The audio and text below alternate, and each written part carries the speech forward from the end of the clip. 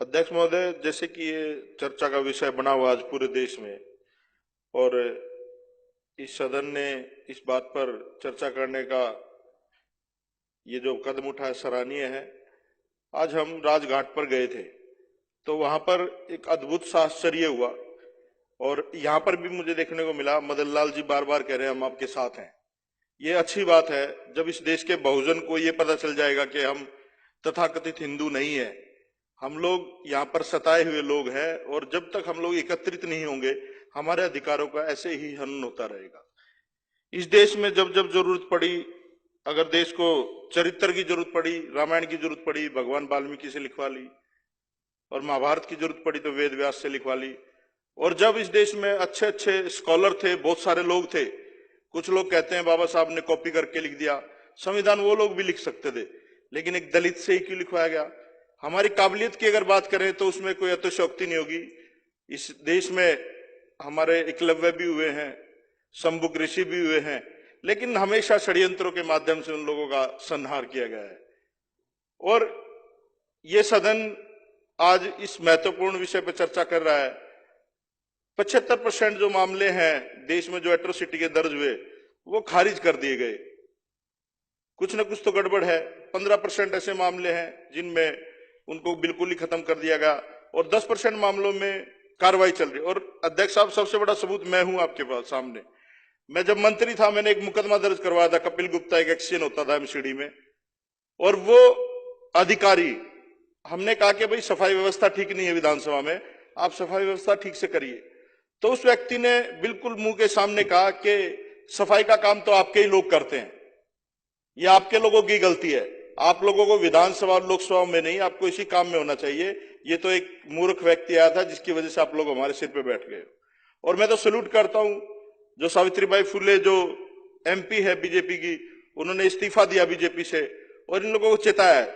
मुझे ऐसा लगता है अध्यक्ष साहब, ये जो आरएसएस है ये एक तरह से जैसे आतंकवादी संगठन होते हैं, उनका एक टारगेट होता है। उनका जैसे लादेन अमेरिका में एक हेलीकॉप्टर में पायलट बिठा करके एक बिल्डिंग में घुसा देता, उन्हें कोई मृत्यु का भय नहीं था, कुछ नहीं था, उन लोगों का एक टारगेट था।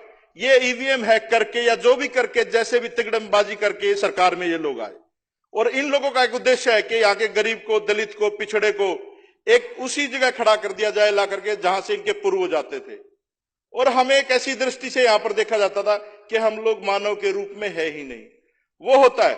और मैं तो ये कहूंगा जितने भी लोग हमारे लोग बहुजन समाज के इन विधानसभा में लोकसभा में बैठे हैं, वो मर्सिडीज में बैठे हुए कुत्ते की तरह हैं, अपने आप को सोचते हैं हमारी प्रवृत्ति बदल गई, लेकिन हमारी औकात वही है। कोई भी जो भी यहां पर बैठा है, आप अपनी औकात ना भूले भाई। ये जो मनुवादी लोग हैं, जो ब्राह्मणवादी लोग हैं, ये लोग ऐसे ही उत्पीड़न करेंगे, ये लोग ऐसे ही प्रहार करेंगे। फिर मैं गुरुजी वहां पर गया अपने यूनिवर्सिटी में, वहां पर प्रोफेसर बैठे हुए थे, हमने पूरा यूनिवर्सिटी का मार्च निकाला। वहां पर इतना ज्यादा गलत डिसीजन लिया जा रहा है यूजीसी में, एचआरडी मिनिस्ट्री की तरफ से, बच्चों की फीसें एकदम बढ़ा दी, कोटे खत्म कर दिए। मतलब ये लोग चाहते क्या है कि ये दलित और बहुजन लोग रोड पे आए और उत्पात मचाएं। मैंने अध्यक्ष साहब जब मैं मंत्री था तो 4 लाइनें लिखी थी, बड़ा गंभीरता से मैं सोचता था, बाबा साहब को पढ़ा है, हमने 4 लाइनें लिखी थी। हो सकता है आप लोगों को गलत लगे, लेकिन आज के इस समय में वो बिल्कुल सटीक बैठती हैं। उसमें लिखा था मैंने कि अगर संविधान सुरक्षित है तो हम सुरक्षित हैं, अगर संविधान सुरक्षित है तो हम सुरक्षित हैं, अगर हम सुरक्षित हैं तो ये देश सुरक्षित है। इस सदन के माध्यम से पूरे देश को बताना चाहता हूं, अगर हमारे लोगों पर, अगर हमारे समाज पर अगर किसी भी तरह का उत्पीड़न होगा तो हम लोग सड़कों पर भी आएंगे, और जब तक बात संवाद से बनेगी संवाद से भी करेंगे। अगर हमें कुछ और भी करना पड़े समाज को बचाने के लिए, क्योंकि लोगों से देश है। अरविंद केजरीवाल जी भी कहते हैं ना भाई, पुल देश नहीं है, सड़क देश नहीं है, बिल्डिंग देश नहीं है, लोग जो है वो देश है। अगर हम ही नहीं रहेंगे तो जंगल राज है ये, अगर जंगल ही है तो फिर जंगल में तो जानवर एक दूसरे को मार के खाता है। फिर हमें कोई भी हथियार अपनाना पड़े, कोई भी काम करना पड़े, समाज का सारी चीजें छोड़ के, राजनीति और सारी चीजें भूल करके हम लोग समाज के साथ खड़े होंगे। और हमें उम्मीद है जब इस विधानसभा में इस इतने महत्वपूर्ण चर्चा हुई है और बीजेपी के लोग ऐसे सोच रहे हैं, पता नहीं कहां से आ गए ये लोग, ये सबकी सोचते हैं, अजीब से लोग हैं। ये मैं बताना चाहता हूं आपको, ये जो पार्टी है और ये जो यहाँ पर विधानसभा है, ये अजीब से ही लोगों की है, पता ही नहीं कौन कहां से आ गया। तो ये मिक्सअप है, धर्मनिरपेक्ष, जातिवाद, इन चीजों में विश्वास नहीं रखती है, ये देश को आगे बढ़ाने में विश्वास रखती है, और हम लोग उसी के लिए काम कर रहे हैं। तो अध्यक्ष साहब, ये जो निर्णय है ये निंदनीय है। और इस देश में दुर्भाग्य हमारा ये है कि और भी चीजों में, बहुत सारी चीजों में गलत इस्तेमाल होता है कानून का। दहेज में चले जाओ, रेप केस में चले जाओ, बहुत सारे चीजों में दुरुपयोग होता है। इसका तो उपयोग ही नहीं हो रहा। जो जो बाबा साहब ने लिखा दलितों के लिए, बहुजनों के लिए, जो भी कानून इंप्लीमेंट होता है उस पर हथौड़ा चलता है।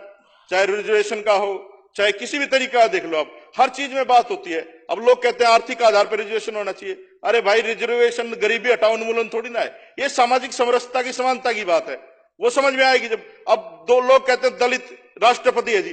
भाई दलित, तुम लोग फिर किस समरसता की बात करते हो? भाजपा के लोग ही कहते हैं दलित राष्ट्रपति है। क्या पहले राष्ट्रपति नहीं हुए जब तो उनकी जाति से संबोधित नहीं किया गया? संदीप जी कंक्लूड करिए। अध्यक्ष साहब धन्यवाद, आपने इस सेंसिटिव मुद्दे पे बोलने का मौका दिया। और मैं तो ये चाहूंगा कि इस पे कल जो ना, मैं तो बाहर बैठूंगा ही, काली पट्टी मुंह पे बांध करके बाहर बैठूंगा विधानसभा के। कुछ लोग साथी हैं जो हमारा साथ दें, जिसको दर्द हो, क्योंकि ये बहुत सेंसिटिव मुद्दा है। अगर आम आदमी पार्टी के लोग सड़क पे नहीं आएंगे और तो किसी से उम्मीद है नहीं। ये तो सारे चाचा ताऊ के बच्चे हैं, अपने मिलजुल के खेलते हैं। तो धन्यवाद अध्यक्ष साहब, आपने इतने मुद्दे पर बोलने का मौका दिया। श्री विशेष